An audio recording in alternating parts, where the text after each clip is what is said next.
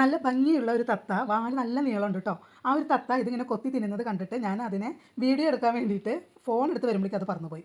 നല്ല രസമുള്ള തത്തയായിരുന്നു. അവർ കൊത്തി തിന്നുന്ന നല്ല രസമാണ്. ചെറിയ ചെറിയ പീസുകളാക്കിയിട്ട് അതിൻ്റെ തോലിങ്ങനെ കൊത്തി കൊത്തി നിലത്ത് ഇട്ടിട്ട് അതിൻ്റെ ഉള്ളിലത്തെ ഫ്ലഷ് അവർ തിന്നുന്നത് കാണാൻ നല്ല രസമാണ്. അപ്പോൾ അത് നിങ്ങളെ കാണിക്കാൻ വേണ്ടി ഞാൻ ഫോൺ എടുക്കാൻ പോയി വന്നപ്പോഴേക്കും അത് പോയി കഴിഞ്ഞു കേട്ടോ. എന്നാലും അവർ ഇനിയും വരും. ഇനി കിട്ടുകയാണെങ്കിൽ നിങ്ങൾക്ക് ഞാൻ വീഡിയോ എടുത്ത് കാണിച്ചു തരാം. അപ്പോൾ നമ്മുടെ റംബൂട്ടാൻ ഒരുവിധമൊക്കെ പഴുത്ത് പാകമായിട്ടുണ്ട്. പക്ഷേ നമ്മുടെ ഈ മഴ വന്ന കാരണം വല്ലാണ്ട് ചതിയായി പോയി. ശരിക്കും അങ്ങോട്ട് പഴുത്ത് നമുക്ക് കിട്ടുന്നില്ല. അത് കിളികൾക്ക് വിഷമമായി തോന്നുന്നു. അവർ മഴ ഒഴിഞ്ഞ സമയത്തൊക്കെയാണ് വന്ന് കഴിക്കുന്നത്.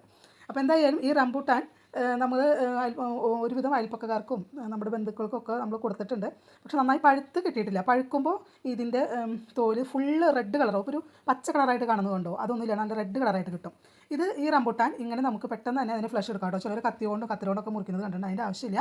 വെറുതെ അതിൻ്റെ തല പിടിച്ചിട്ടൊന്ന് തിരിച്ചു കഴിഞ്ഞാൽ, ഒരുവിധം പഴുത്ത റംബൂട്ടാൻ തല നിന്ന് പിടിച്ച് തിരിച്ചു കഴിഞ്ഞാൽ നമുക്ക് അതിൻ്റെ ഉള്ളിൽ നിന്ന് ഫ്ലഷ് കിട്ടും. ഇതിപ്പോൾ ടെറസിൻ്റെ മുകളിലാണ്, നല്ല മഴ പെയ്യുന്നുണ്ട്. അപ്പോൾ ഇങ്ങനെയാണ് ഇതിൻ്റെ ഫ്ലഷ് എടുക്കുക കേട്ടോ. അപ്പോൾ അടുത്ത വീട്ടിൽ കാണുന്നത് വരെ ബൈ.